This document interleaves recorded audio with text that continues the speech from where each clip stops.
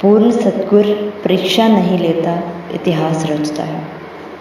लुटा दो विसालें यार पर इश्क की दौलत, लुटा दो विसालें यार पर इश्क की दौलत। मुर्शिद साथ है तो दौलत कम नहीं होती, तो दौलत कम नहीं होती।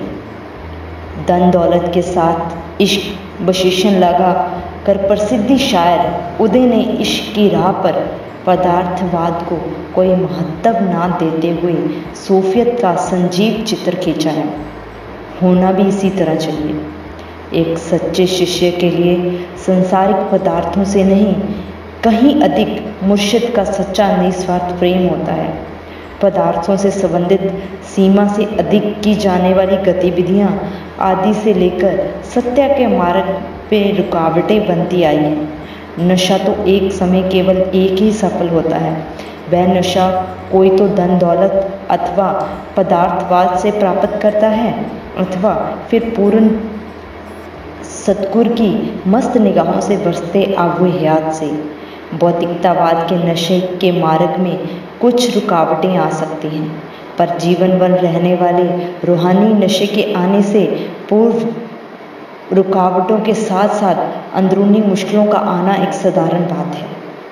पूर्ण सद्गुरु अपने शिष्य को उसके जीवन में कम से कम एक अवसर तो अवश्य बख्शता है, जिससे शिष्य को आंतरिक अनुभव होता है। पदार्थों के नशे की अपेक्षा असीमती नशा सद्गुरु का प्रेम का होता है, पर माया के तनिक से झटके के साथ आंखों पर मायावाद आर्थिक भौतिकतावाद की ऐसी पट्टी बनती है कि सद्गुरु का अदृश्य प्रेम संसारिक पदार्थों के समक्ष फीका सा लगने लगता है। यही तो माया का पर्द है, जो कि आंखों द्वारा दिखाई देने वाली संसारिक वस्तु वास्तविक प्रतीत होती है। चाहे इंसान जानता है कि अंत समय में कोई वस्तु साथ जाने वाली नहीं है, पर फिर भी वह इन पदार्थों की और आ जाने की सोच से एक पल भी दूर नहीं होना चाहता। यही तो बड़े आश्चर्य की बात है। जब पूर्ण संत सद्गुरु ने अपने शिष्यों से कोई ऐसा कार्य अथवा सेवा लेनी होती है जिसका भविष्य में इतिहास बनना होता है, तो मुर्शिद शिष्य को कुंदन बनाता चला जाता है। अंत उसके जीवन में ऐसी परिस्थितियां उत्पन्न कर देता है जो इतिहास में शिक्षादायक घटनाएं बन जाती हैं।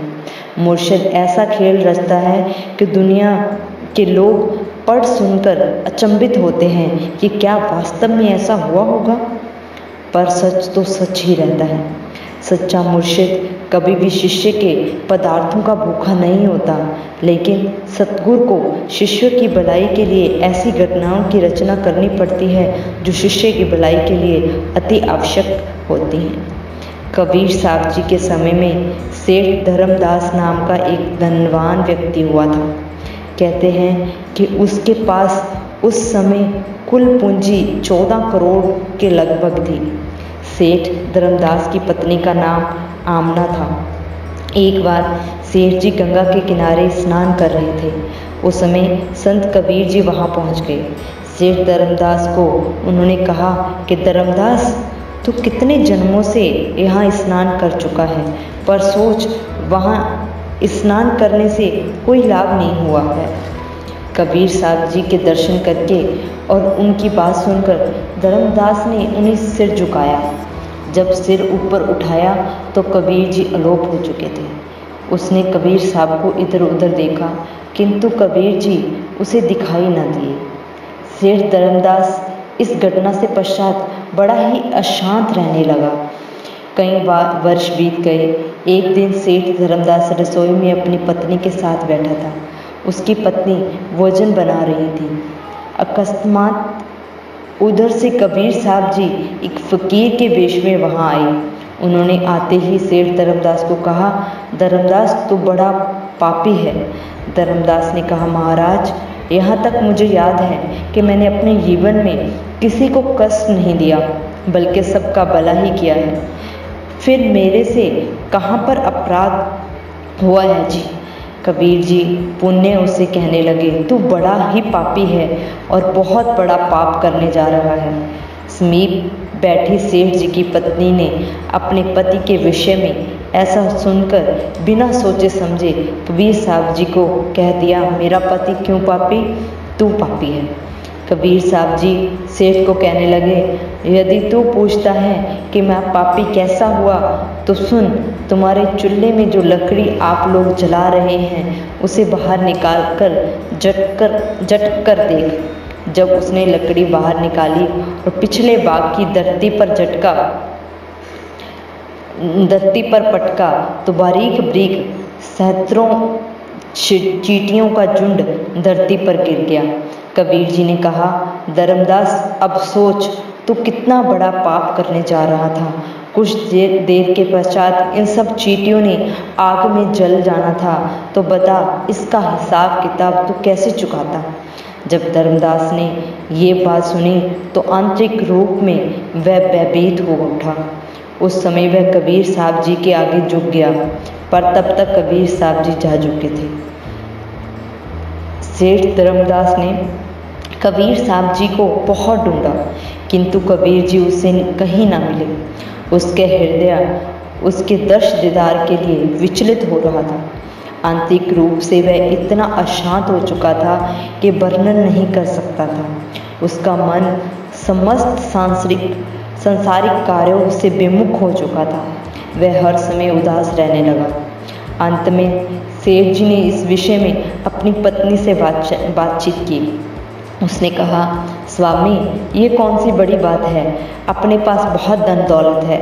हम ऐसा करते हैं कि बड़े बड़े तीर्थों पर यज्ञ करते हैं, भोजन जल के बहाने साधु फकीर वहाँ पर सदांत ही आ जाते हैं। वो फकीर भी समय वहाँ आ जाएगा तो उस समय आप उनसे मिल लेना। धर्मदास को ये बात उचित लगी। उसने सबसे पहला यज्ञ प्रसिद्ध तीर्थ स्थान मथुरा में किया। उसी प्रकार भारतवर्ष के प्रसिद्ध तीर्थ स्थानों पर यज्ञ किए। प्रत्येक यज्ञ पर गरीब साधु फकीर आदि पहुँचते, भोजन लेते और सेठ धर्मदास का यश गाते और आशीर्वाद देकर अपने अपने मार्ग पर चले जाते। धर्मदास ने इतने यज्ञ किए जिससे उसकी सम्मति समाप्त होने लगी, किंतु जिस मनोरथ से के लिए यज्ञ किए थे उसकी प्राप्ति नहीं हुई। सेठ धर्मदास ने अंतिम यज्ञ गंगा के किनारे पर किया। आस पड़ोस के गांव में घोषणा करवा दी गई। इस हो रहे सबसे बड़े यज्ञ पर धर्मदास की सारी शेष संपत्ति खर्च हो गई। इस यज्ञ में दूर दूर से लोग आए। अनगिनत साधु फकीरों ने भोजन किया, किंतु धर्मदास की प्यासी आंखें कबीर साहब जी को ढूंढ रही थी, पर कहीं पर उसे कबीर साहब जी के दर्श दीदार ना हुए। मनोरथ की प्राप्ति ना होती देखकर सेठ जी व उसकी पत्नी उदास हो गए। लंबी प्रतीक्षा, दुखी दिल एवं विरह रूपी दर्द से सेठ जी की आंखों से शम शम करती हुई अश्रुधारा बह उठी। दर्शनों की तड़फ आंखों में और तीव्र हो गई। विरह ने भी सभी चैन आराम बुला दिया। चेहरे पर मुस्कान आए हुए कई वर्ष बीत गए थे। इस दर्द भरी वेदना को किसी शायर ने इस प्रकार लिखा है, जेड़े दिन दा तू मुख मोड़िया, हासियां भी मुख मोड़े, प्यार दे फुल बिना खिड़ना सुके, ऐसे पे विछोड़े। हिजरों पीड़ अखां विच लड़के, दुख दिया बांगर फोड़े, साधक हुंजियां मार के छलना, पलकां दे बन तोड़े, पलकां दे बन तोड़े। दंपति ने सोचा कि हमने अपनी समस्त पूंजी यज्ञों पर खर्च कर दी, किंतु उस फकीर ने दर्शन भी नहीं हुए। अब तो हमारे पास एक कौड़ी भी नहीं है। वापिस गांव में जाकर अब क्या करेंगे? लोग क्या कहेंगे कि इतने यज्ञ भी कर दिए फिर भी संत नहीं मिले। अंत में पति पत्नी ने सोचा, इससे तो नदी में डूबकर आत्महत्या कर लेनी चाहिए। किंतु अचानक उन्हें सूझा कि कहीं सभी लोग उन्हें जानते हैं। यदि वह नदी में डूबने लगे तो लोग उन्हें धर्मात्मा समझकर डूबने से बचा लेंगे। इसलिए 5-6 मील दूर जाकर ही आत्महत्या की जाए। ये सोचकर वह नदी के किनारे किनारे चलने लगे। 5-6 मील दूर पहुंचकर उन्होंने नदी में डूबने का निश्चय कर लिया। जब वह नदी के किनारे से थोड़ी सी दूर ही गए थे कि अचानक ही उन्हें कबीर साहब जी की आवाज़ सुनाई दी कि क्या करने लगे हो सेठ धर्मदास। जब धर्मदास ने आवाज़ की और देखा तो वहाँ कबीर साहब जी समाधि लगाए बैठे हुए थे। कबीर साहब जी को देख दोनों वहाँ गए। सेठ धर्मदास वैराग्य के सागर में डूब चुका था और आंखें छल छला रही थी। दुनिया के सारे गम, चिंताएं, जश एवं पदार्थों की लालसाएं जो पहले ही भूल चुकी थी, अब तो सभी इच्छाएं समाप्त हो गई थी और अश्रुधारा सबको बहाकर ले जा रही थी। धर्मदास ने रो रो कर कबीर साहब जी के चरण धो डाले। कबीर जी ने धर्मदास को उत्साहित किया।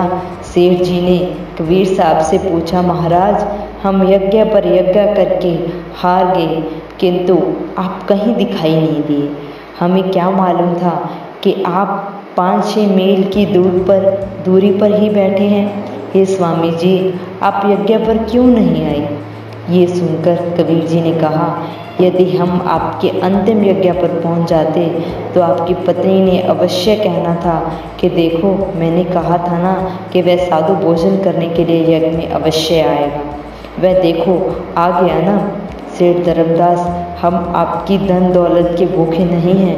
सेठ जी ने कहा, महाराज, इतने वर्ष आडंबर कराने की क्या आवश्यकता थी? पहले ही मुझ पर कृपा कर देते। कबीर जी ने कहा, हम तुझे पहले 2 बार समझाने के लिए आए थे। पहली बार जब तुम गंगा पर स्नान कर रहे थे, दूसरी बार हम तुम्हारे घर गए, तुम्हारी पत्नी ने हमें पापी कहकर फटकार दिया। अब तो बिल्कुल शुद्ध है, हमारा शिष्य बनने के योग्य है। लो, हम तुम्हें नामदान शब्द देते हैं, इसका सुमिरन करते रहना। इतिहास अनुसार धर्मदास ने नाम का पूर्ण सिमरन किया।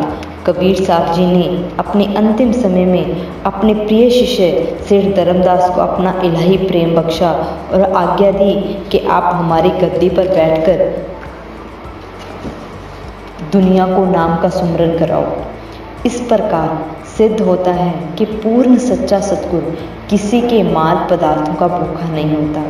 यदि वह शिष्य के जीवन के उदाहरण के योग्य परिस्थितियाँ उत्पन्न करता है तो उसमें भी मुर्शिद का बहुत बड़ा रहस्य छुपा होता है। सद्गुरु ने उस शिष्य से बहुत बड़ा काम लेना होता है। समय अनुसार बहाना बनाकर, खेल रचाकर अपनी नज़र मेहर से उस शिष्य को परिपूर्ण करना होता है। सद्गुरु ने संसार को ये दिखाना होता है और सूफियत का इतिहास रचना होता है कि आने वाली पीढ़ियाँ उनसे शिक्षा प्राप्त कर सकें। सद्गुरु अपने शिष्य के द्वारा संसारिक पदार्थों को लुटा भी रहा होता है, दूसरी ओर नजरों द्वारा उसे रूहानियत की असीम दौलत का बादशाह भी बना रहा होता है। बड़ा ऊंचा कलाम होता है पूर्ण फकीर का, मनुष्य की सोच से कहीं अधिक विशाल धारा होता है उनके नजरों करों का। वह संसार में रूहानियत के विशाल स्तंभ चरित्र कर देता है।